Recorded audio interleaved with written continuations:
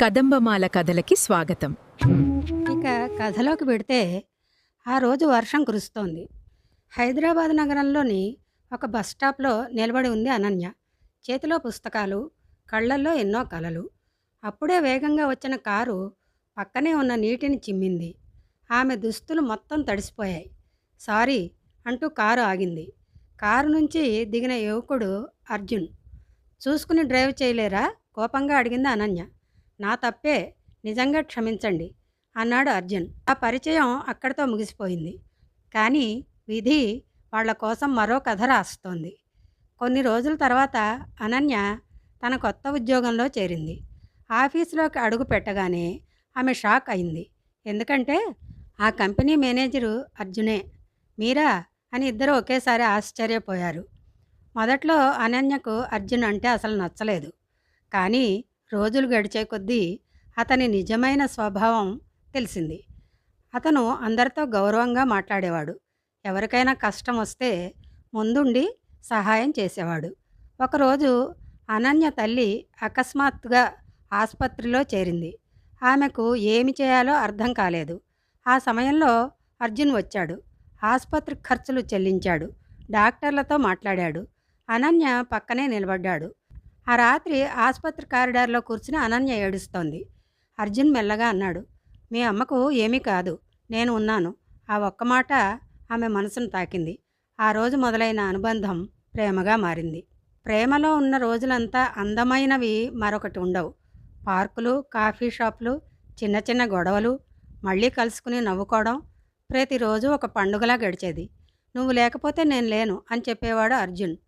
నేను కూడా అని నవ్వేదే అనన్య. ఇద్దరూ పెళ్లి చేసుకోవాలని నిర్ణయించుకున్నారు. పెళ్లికి నెల రోజుల ముందు అర్జున్ అమెరికా వెళ్లాల్సి వచ్చింది. 3 నెలల్లో తిరిగి వస్తాను అన్నాడు. అనన్య కళ్ళల్లో కన్నీళ్లు. త్వరగా రా అంది. అర్జున్ వెళ్ళిపోయాడు. కానీ కొన్ని రోజుల తర్వాత ఒక వార్త వచ్చింది. అర్జున్ ప్రయాణిస్తున్న కారు ప్రమాదానికి గురైందని. అనన్య గుండె ఆగినంత పనైంది. ఆసుపత్రికి పరిగెత్తింది. కానీ అర్జున్ బతికే ఉన్నాడు. కానీ అతని జ్ఞాపక శక్తి కోల్పోయాడు. అర్జున్కి గతం గుర్తులేదు. అనన్య ఎవరో కూడా తెలియలేదు. మీరెవరు అని అడిగినప్పుడు ఆమె గుండె ముక్కలైంది. తనను ప్రేమించిన మనిషి తనను గుర్తుపట్టడం లేదు. కానీ ఆమె వదిలిపెట్టలేదు. ప్రతిరోజు వెళ్ళి మాట్లాడేది. వాళ్ళ ఫోటోలు చూపించేది. వాళ్ళ జ్ఞాపకాలు చెప్పేది. కానీ ఫలితం లేదు. ఒకరోజు డాక్టర్ చెప్పాడు, అతనికి ఒత్తిడి చేయకండి, లేకపోతే పరిస్థితి మరింత కష్టమవుతుంది. అనన్య ఒక నిర్ణయం తీసుకుంది. అర్జున్ జీవితంలో నుంచి వెళ్ళిపోవాలని. అతని ఆనందమే తన ప్రేమ అని భావించింది. ఒక లేఖ రాసి వెళ్ళిపోయింది.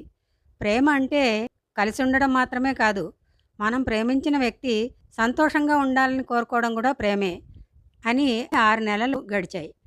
ఒకరోజు అర్జున్కి పాత జ్ఞాపకాలు ఒక్కసారిగా తిరిగి వచ్చాయి. అనన్య, వాళ్ళ ప్రేమ, వాళ్ళ కలలు అన్నీ గుర్తొచ్చాయి. అతను వెంటనే ఆమె కోసం వెతికాడు. చివరకు ఒక చిన్న పాఠశాలలో టీచర్గా పనిచేస్తున్న అనన్యను కనుగొన్నాడు. అనన్య అతన్ని చూసి ఆశ్చర్యపోయింది. అర్జున్ కళ్ళల్లో కన్నీళ్లు. నన్ను క్షమించు అన్నాడు. నువ్వు తప్పు చేయలేదు అంది అనన్య. నన్ను మళ్ళీ ప్రేమిస్తావా అని అడిగాడు. అనన్య ఏడుస్తూ నవ్వింది. నేను ప్రేమించడం ఎప్పుడూ ఆపలేదు అంది.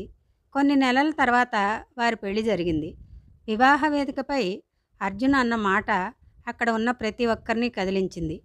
ప్రేమ అనేది అందమైన రోజులలో చేతిని పట్టుకోవడం కాదు, చీకటి రోజుల్లో కూడా అదే చేతిని వదలకుండా ఉండడం. అనన్య కళ్ళల్లో ఆనంద బాష్పాలు మెరిశాయి. వాళ్ల ప్రేమ గెలిచింది. విధి ఓడిపోయింది. అదండి కథ. మొత్తానికి ప్రేమికులిద్దరూ కలిశారు. ఇలాంటి సినిమాలు కూడా ఏవో వచ్చినట్టున్నాయండోయ్. చీకటి వెలుగులు ఇదే కథ వస్తువు నాకు తెలిసినంతవరకు. సరే, మరి ఇంకా సెలవు. మీ comment, like, share and subscribe మమ్మల్ని ముందుకు నడిపిస్తుంది.